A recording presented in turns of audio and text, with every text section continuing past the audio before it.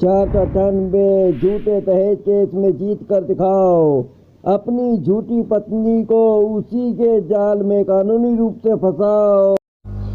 जय हिंद साथियों, जय हिंद दोस्तों। आपका दोस्त मित्र संतोष चतुर्वेदी आपके सामने हाजिर है एक नया वीडियो लेकर। दोस्तों, जैसा कि आप जानते हैं कि आज 498 दहेज कानून नासूर बनता जा रहा है, कैंसर का रूप धारण करता जा रहा है, और जिसको सुप्रीम कोर्ट भी, जिसके ऊपर टिप्पणी करते हुए सुप्रीम कोर्ट ने भी इसको आतंकवाद की संज्ञा में रखा है।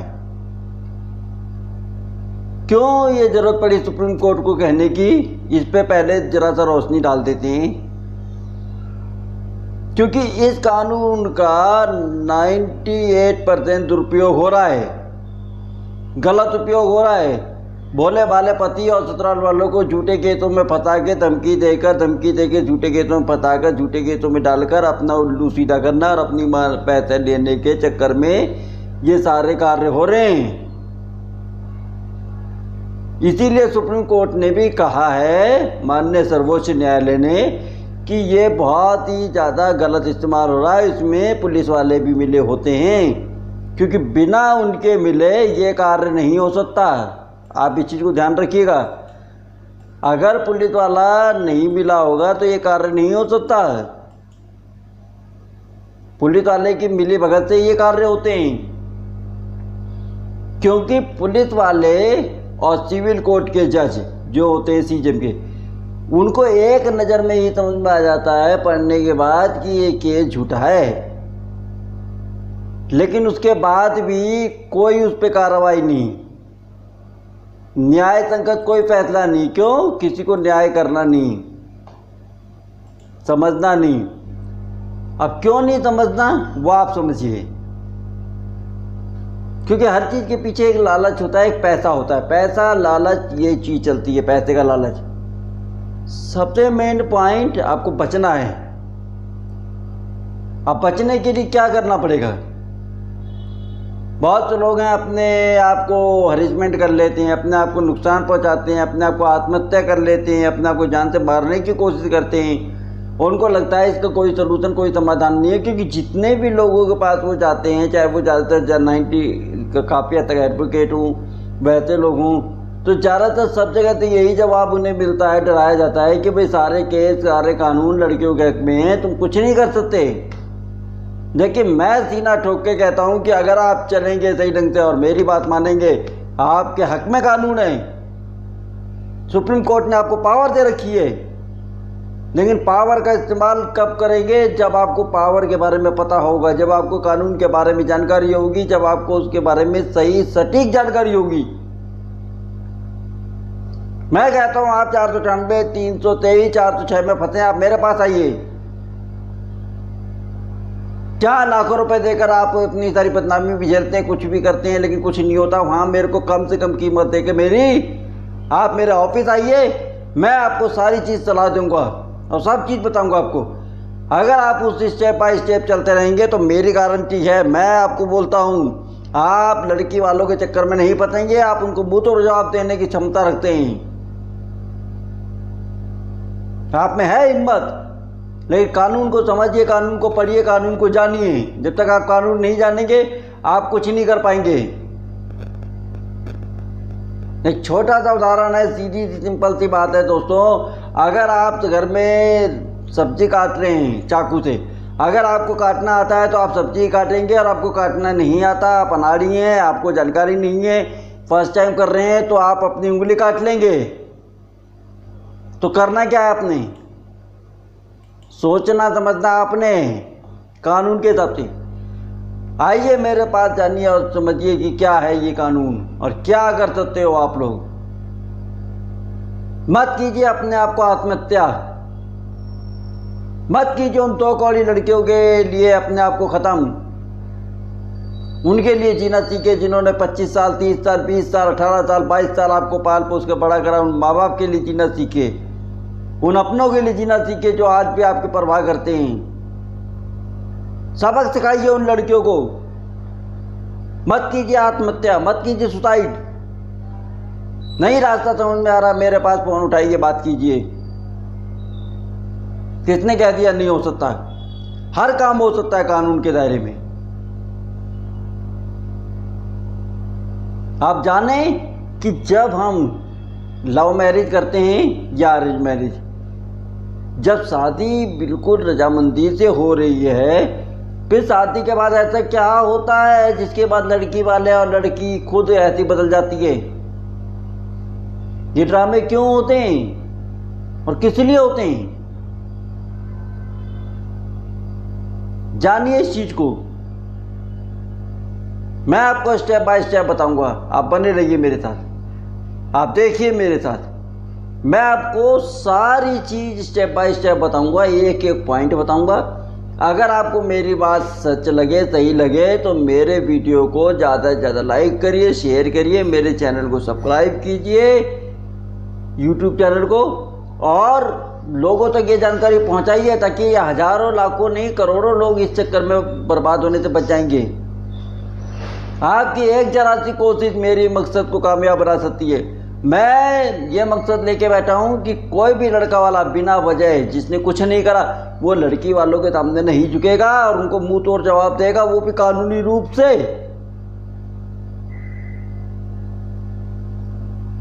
लड़की को फंसाओ उसी के जाल में, कानूनी तरीके से, आपके अधिकार से, आपके राइट से। आपको पता है आपका राइट क्या है। तो बने रहिए मेरे साथ, तो देखिए मैं आगे आपको क्या बता रहा हूं।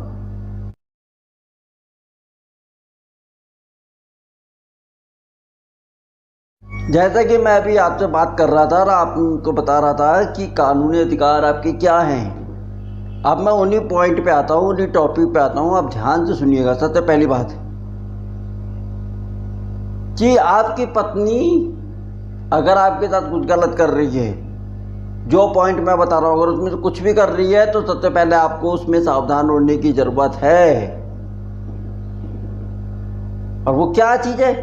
पहली बात, आपकी पत्नी आपको परेशान करती है, बिना बात की झूठे मुकदमे डालने की धमकी देती है, बार बार मायके जाने की जिद करती है। आपकी पत्नी आपके परिवार वालों को, अपने माँ बाप को छोड़ने की बात करती है और अपने माँ बाप छोड़ना नहीं चाहती। आपको अपने मायके ले जाना चाहती है, वहीं रखना चाहती है कि भाई आप उसके मायके में चलो और वहाँ पे अपना किराए के मकान में रहो। अगर ऐसा कुछ भी है तो ये आपके लिए खतरे की घंटी है, आप सावधान हो जाइए। क्योंकि लड़कियां बहुत चालाक और शातिर हैं। अब होता क्यों है, जब हिंदू रीति रिवाज से अरेंज मैरिज हुई या लव मैरिज हुई, उसके बाद ये ड्रामे, रजामंदी से शादी होने के बाद ड्रामे क्यों होते हैं? इसके कारण क्या हैं? कारण आप जानेंगे तो समझ पाएंगे। सबसे पहली बात, किसी पे भी अपनी पत्नी पर इतनी जल्दी विश्वास मत कीजिए, क्योंकि आप अगर अपनी पत्नी पर इतनी जल्दी विश्वास कर लेंगे तो कुछ नहीं कर पाएंगे। आप आते ही विश्वास कर लेते हैं, जिसके कारण आपको ये सब कुछ भुगतना पड़ता है। आप अपनी सारी जानकारी उसको दे लेते हैं, जबकि उसकी जानकारी नहीं लेते। समझ रही है ना? तो आपको जानना है, समझना है क्यों करना है ऐसा है, ताकि अपने आप को बचाया जा सके। अगर आपकी पत्नी बार बार मायके जाने की जिद करती है, मायके वालों से ज़्यादा टच में रहती है, उन्हीं के रीति रिवाज अपने मायके में चलाना चाहती है, अपने ससुराल में चलाना चाहती है, मायके वालों का आपकी पत्नी के घर वालों का ज़्यादा दखल अंदाजी, इंटरफेयर आपके ससुराल में है, आपके घर में, आपके मायके में है, तो दिक्कत है। तो दिक्कत है।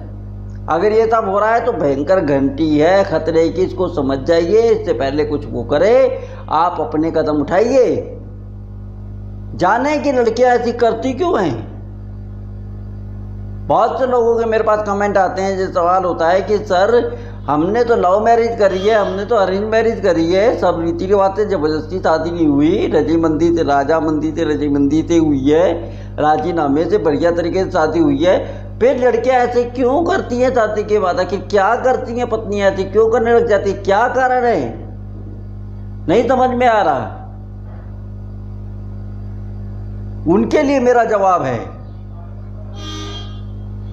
उनके लिए मेरा जवाब है। सबसे पहली बात, उनके कारण को समझिए, क्योंकि अगर आप इस चीज़ के कारण को नहीं जान पाएंगे तो आप कुछ नहीं जान पाएंगे और कुछ नहीं समझ पाएंगे कि आप क्या कर रहे हैं, क्या नहीं कर रहे, किस तरह की बातें हो रही हैं, लड़की ऐसे क्यों कर रही है, पत्नी ऐसे क्यों कर रही है, किस वजह से कर रही है, ये आप नहीं जान पाएंगे।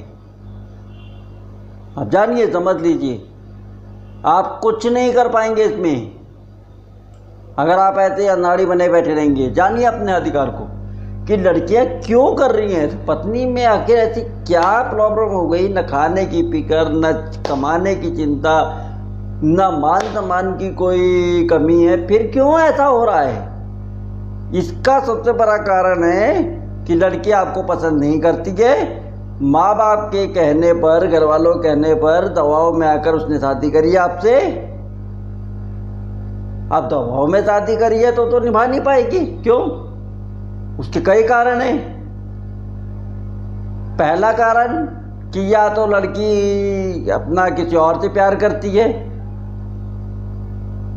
और जबरदस्ती माँ बाप ने आपके साथ शादी कर दी, ठीक है ना? क्योंकि लड़की के माँ बाप ने अगर, भाई हमने तो उससे जबरदस्ती शादी नहीं करी, तो उसने अगर हमारे साथ ऐसा करा तो क्यों करा? दूसरी बात, लड़की के अतीत में कोई ऐसा राज छुपा होता है जिसकी वजह से उसको डर लगता है कि ये राज पति या ससुराल वालों के सामने खुल जाएगा तो उनकी इज्जत चली जाएगी, उनका मान सम्मान चला जाएगा और उनको जेल भी हो सकती है 420 के केस में। तो वो राज अगर पति के हाथ में लगने वाला होता है या ससुराल वालों को शक हो जाता है तो उस राज को दबाने के लिए पति और ससुराल वालों के ऊपर झूठे मुकदमे दर्ज किए जाते हैं। 498 ए 323 406 ये लड़कियों का सबसे बड़ा खतरनाक हथियार है। इसको मामूली मत समझिए, बहुत खतरनाक हथियार है ये। उसके बाद हो सकता है कि लड़की को कोई मानसिक बीमारी हो जिस बात को आपसे छुपाया गया है, और बाद में आपको अगर ये महसूस होता है कि लड़की के साथ ऐसी कोई घटना है, कुछ ऐसा है, आप उसकी जड़ तक जाना चाहते हैं और उसको लगता है कि मेरा तो राज खुल जाएगा, मेरा भेद खुल जाएगा, मेरी सारी पोल पट्टी खुल जाएगी, तो वो झूठे केस में फंसाने की धमकी देती है और झूठे केस में फंसाती भी है ताकि आप उन्हीं केसों में उलझ जाओ और उसकी सच्चाई को ना जान सको। उसके मायने में क्या चल रहा है ये आप नहीं जान पाओगे, इसीलिए तो झूठे केस में डालती है। क्योंकि एक बार कंप्लेंट हो गई तो पति के साथ साथ ससुराल वालों का सबका नाम लिखवा दिया जाता है ताकि जितने ज़्यादा लोग इस केस में फंसेंगे उतना ही उसको फायदा। लड़की शादी से पहले किसी और से प्यार करती हो, किसी के साथ रिलेशनशिप में रही हो और उस समय वो प्रेग्नेंट हो गई हो और घर वालों को लगा कि भाई बदनामी की बात है, सब कुछ है, तो उन्होंने क्या करा, सब कुछ छुपा के जल्दबाजी में शादी कर दी। अच्छी लड़की है, अच्छा परिवार है, वेल सेटल परिवार है, इज्जतदार परिवार है, बन के शादी कर दी, समझ रहे ना? और बाद में लड़के को पता लगता है या लड़के के घर वालों को कि भाई ऐसी चीज़ें छुपती तो है नहीं कि भाई कुछ गड़बड़ है, लड़की के पेट में या तो बच्चा है या लड़की अपना कुंवारी नहीं है या लड़की की तरफ कुछ गड़बड़ है। तो जब वो उसकी तह तक जाना चाहते हैं और उसको पकड़ना चाहते हैं कि आखिर अब वजह क्या है, क्या ऐसा कारण है जिसकी वजह से ये सब कुछ हो रहा है, क्यों समझ में नहीं आ रहा, तो लड़की की तरफ से उसके ऊपर झूठे केस डाले जाते हैं। क्योंकि हो सकता है पेट में बच्चा भी हो सकता है पहले पेट में बच्चा रह गया और अबॉर्शन कराया हो और ये ससुराल वालों और पति को नहीं बताया जाता। इसका मतलब आपके साथ फ्रॉड हुआ है। अब आपको पता लगेगा तो आप क्या करोगे, फ्रॉड केस डालोगे 420 का। आप 420 का केस ना डाल सको, उसकी पोल पट्टी सामने ना आ सके, सच्चाई सामने ना आ सके, दुनिया के सामने उसकी बदनामी ना हो, इसीलिए आपको ऊपर झूठे मुकदमे डाले जाते हैं। 498 323 406 498 दहेज का मुकदमा होता है, 323 होता है मार पिटाई का और 406 अमानत में खयानत। यानी कि आपने उसके परिवार वालों ने जो भी कुछ दान दहेज दिया वो आपने ले लिया, लेकिन आपने वापस नहीं करा, आपने लौटाया नहीं, आपने कब्जा कर लिया, तो वो अमानत में खयानत होता है। कब्जा। तो उस चीज के लिए वो झूठे केस डालती हैं ताकि आपका माइंड डाइवर्ट हो सके और आप उसकी सच्चाई ना जान सकें। आप अपनी मुसीबत में फंस जाओगे तो उसके बारे में क्या जानोगे सच्चाई। उसके बाद एक पॉइंट और कि लड़की के अतीत में बहुत से ऐसे राज होते हैं, लेकिन उसको छुपाने के लिए लड़की क्या करती है, नाम बदल के, लड़की और लड़की के घर वाले अपनी बेटी का नाम बदल के, यानी आपकी होने वाली बीबी का नाम बदल के शादी करते हैं, ताकि अगर शादी के बाद भी आपको कोई शक हो तो आप उसके नकली नाम से उसके बारे में पता ही नहीं कर पाएंगे, क्योंकि नकली नाम से तो कोई जानता ही नहीं। आप फर्ज कीजिए किसी लड़की का नाम अनीता है और उसका शादी कर दी सुनीता नाम से।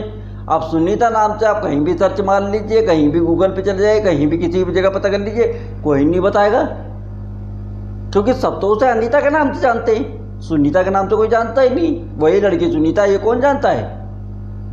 तो आप उसके बारे में 90% नहीं पता कर पाएंगे। क्यों? नकली नाम, नकली काम, नकली दाम।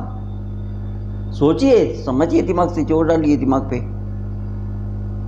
उसके बाद पत्नी शादी से पहले किसी और के साथ प्यार करती हो, उसी के साथ रहना चाहती हो, मगर फाइनेंशियल प्रॉब्लम हो और आपको देखा कि भाई आपके परिवार में सब लोग अच्छे हैं, प्रॉपर्टी अच्छी है, बैंक बैलेंस अच्छा है, लड़का कमाता अच्छा है, लड़के के घर वालों के पास प्रॉपर्टी है, शादी कर लो। कुछ समय बाद, महीना 2 महीने बाद उठा के दहेज का केस डाल दो और सेटलमेंट के नाम पर 15 से 20 लाख रुपए ये मांग लो और जेवर लिखवाया वो मांग लो, यानी 20-25 लाख रुपए का हिसाब किताब बना लो।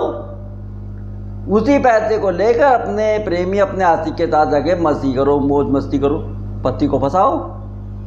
पति जब फंसेगा तो बाद में क्या है, चलाया जाएगा पति को कि भाई तुम्हारे खिलाफ सारे कानून हैं, लड़कियों के हक में है, तुम्हारे हक में कोई कानून नहीं है, तुम कुछ नहीं कर सकते।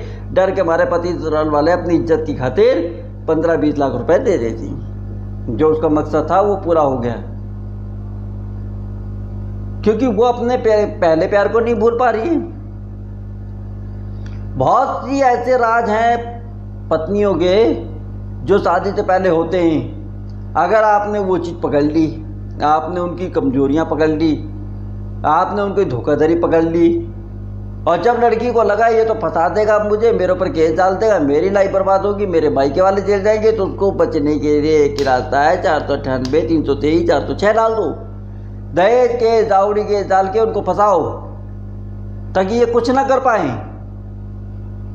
जब आप अपने केसों में फंस जाएंगे तो क्या करेंगे, क्योंकि आपको सलाह देने वाले अगर 95% लोग हैं और 98%, 5 से 8%, तो वो आपको ये कहेंगे, डराएंगे, आपके हक में कोई कानून नहीं है, लड़की वाले आपको जेल करवा देंगे, बर्बाद कर देंगे, आपकी प्रॉपर्टी में हिस्सा मांग लेगी, आपका अधिकार है, ये सब कुछ है, और आपको डरा धमका के उसको पैसे देने के लिए कहा जाएगा।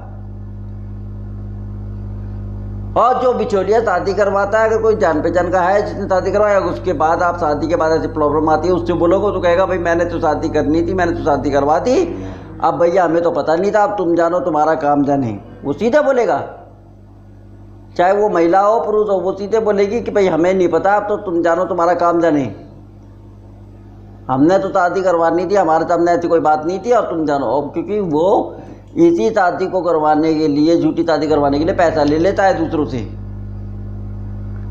तो आपको इन सब चीज़ों के बारे में जानकारी हो गई।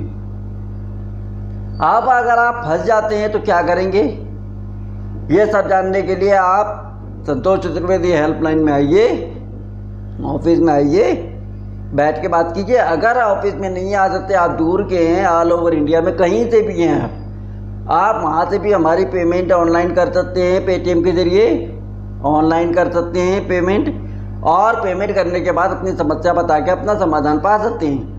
जो भी मैं समस्या का समाधान बताऊंगा, जो भी स्टेप बताऊंगा, उस स्टेप को स्टेप बाय स्टेप समझना है, स्टेप बाय स्टेप आपने फॉलो करना है, उस पर चलना है। मैं 90% नहीं 99% विश्वास दिलाता हूँ आपको, मेरी आजमाई हुई चीज़ है कि जो सलाह दी है वो कभी खाली नहीं गई और बहुत सही सलाह होती है और आपको फायदा मिलेगा। अब सोचना होता है, करना आपने है कि क्या करना है। वकील है, अपना काम करेगा, जो करेगा केस करने दीजिए, तो अपने हिसाब से पॉइंट रखेगा। लेकिन हमारी सलाह जो होगी उसको अगर आप वकील को बताएंगे, उसको आपको समझाएंगे, पॉइंट बताएंगे, तो उस हिसाब से अगर वो काम करेगा और आपको खुद को मालूम होगा कि आप कोर्ट में किस तरह पेश हो सकते हैं, किस तरह आप बोल सकते हैं, क्या क्या बोल सकते हैं, क्या आपके राइट है, क्या आपके मेडिटेटिव फंडन है। जब आप ये सारी चीज़ें जान सकते हैं और जान जाएंगे तो आपको केस लड़ने में आसानी होगी।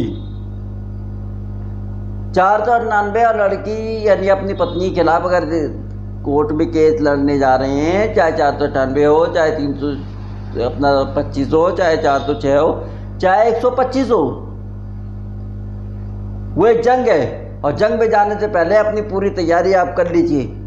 अगर आप तैयारी के साथ जाएंगे आप कभी नहीं हार सकते, और अगर आप बिना तैयारी के जाएंगे तो बंटाधार।